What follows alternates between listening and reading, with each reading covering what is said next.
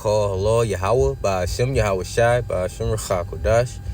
That's who this word Aiden calls God in Jesus Christ in the ancient Paleo Hebrew tongue. It's brother Adnap God from the upstate Minnesota camp out of South Carolina. Coming with a quick hit. Want to go double honors to the elders and apostles across four corners of the earth who rule well and teach well. Predominantly the ones where the home of truth lies, and then we know where that truth lies, which is Great Millstone. Big shout out to the elder and head of Minna Israel Camp, Brother Kazak, whom I teach under. And shalom to the hopeful elect who's pushing this word in truth and sincerity. And to the few Aquafs that watch and believe. To the names of Yahweh Bashem Yahweh Shai. And also to the Israelite foreigners, speckled bird out there looking like the heathen causing confusion. I'd like to say shalom.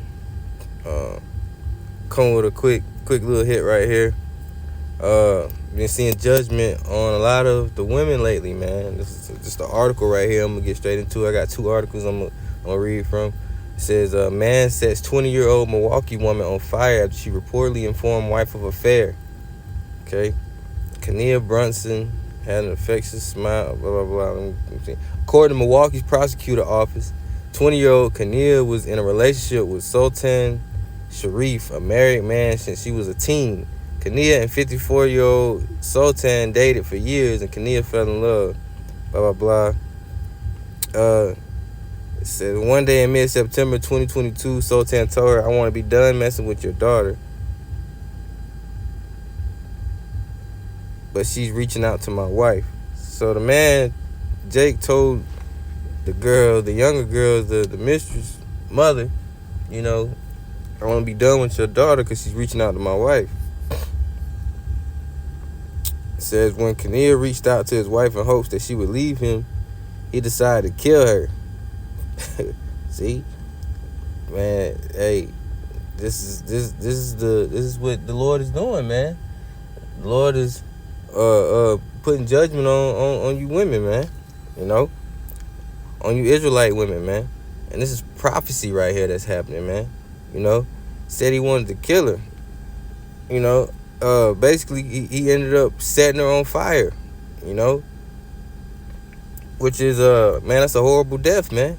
That's of the Lord, man. The Lord put a spirit on that man to put her on fire, man, for trying to tell on the affair that they was having with his wife.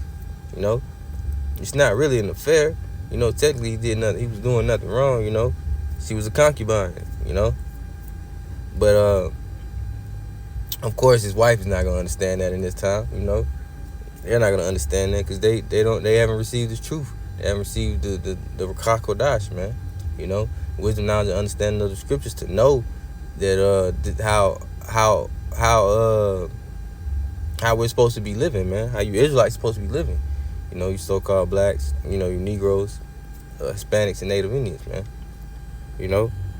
But this goes to show you that we're coming in a time, man, where the Lord is putting a spirit a spirit of judgment out on the so-called black woman, the so-called nigger woman, and really all the women of Israel, man.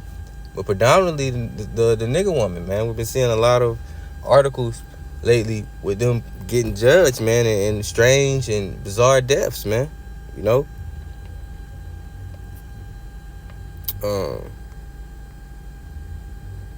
This one too, man. This is the other article. It says missing Pamela Alcantara, 26, found dead in a suitcase by a roadside days after making a heartbreaking plea to mom. She went missing. She basically called her mom and was trying to tell her she was trying to get away from the boyfriend, man. And they had got into an argument, and she ended up disappearing, man. He ended up allegedly ended up kidnapping her and killing her, man. It says the 26-year-old was last seen around 2 a.m. on Sunday at her home, hours after surveillance footage pictured her on the phone to her mom. Her mysterious disappearance sparked a frantic search before her body was found inside a red suitcase, reported by ABC affiliate WABC-TV. It was revealed that she was in the process of moving out of an apartment she shared with her ex-partner. The pair had been together for around 3 years before she called off their relationship. Family members suspect that he became aware of her plans to leave the property. Cousin claim her ex-partner put recording devices on her car and in her bedroom. See what I'm saying, man? I ain't gonna read all of it, but it's the point is that, hey, the Lord is judging the so-called nigga woman, man. You know, he's judging the daughters of Zion out here, man. You know. Let me see. This is Isaiah 32:9. It says, "Rise up, ye women that are at ease. Hear my voice, ye careless daughters. Give ear unto my speech. Many days and years shall ye be troubled, ye careless women." You know why? Because the so-called woman, so-called nigga woman, black woman today, you know, you daughters of Zion have been out of order, man. Have been out of order since the beginning, man. You know, on this side, our women are clamorous, you know, obnoxious, you know, ratchet, and just all out of order. Not wanting to, you know, play her position, play her role as she should be, and as it ordained by the Most High, man. But that's due to the curses, okay?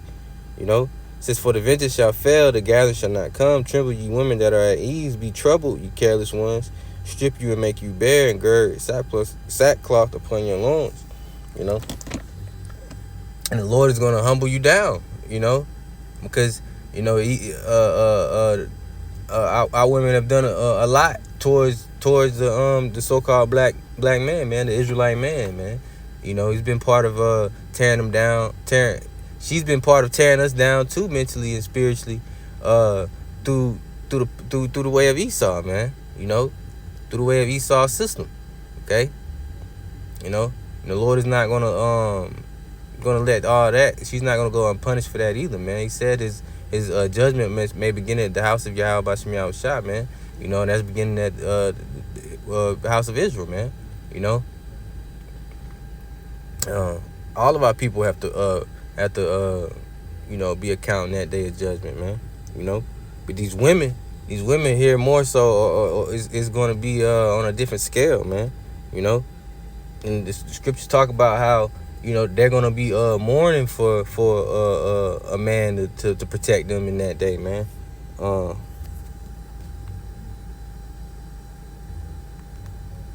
Let's see.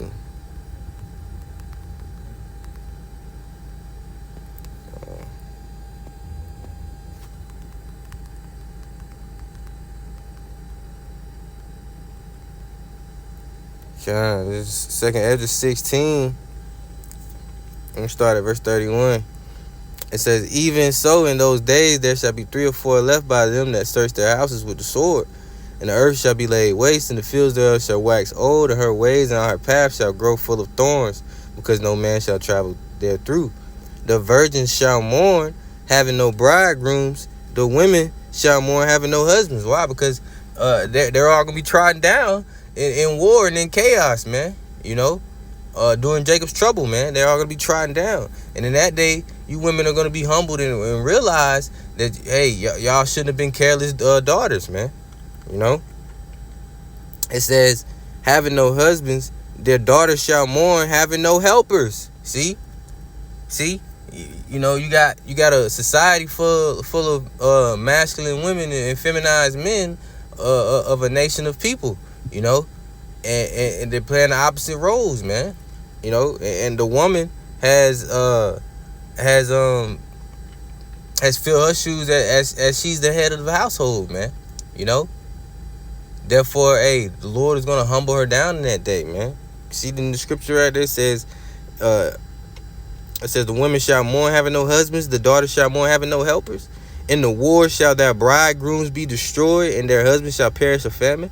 You see, so all their mighty men that they would be wanting in that day shall be put to death, man.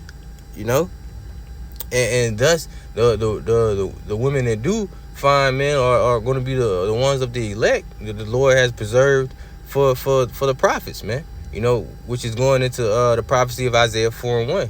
You know, in that day, 7 women should take hold of one man and take up their own appearance, roughly paraphrasing, man. You know, but hey, you daughters of Zion now, y'all got a lot of judgment coming, man. You know, and that was just a quick hit on that. Hopefully that was edifying. Shalom.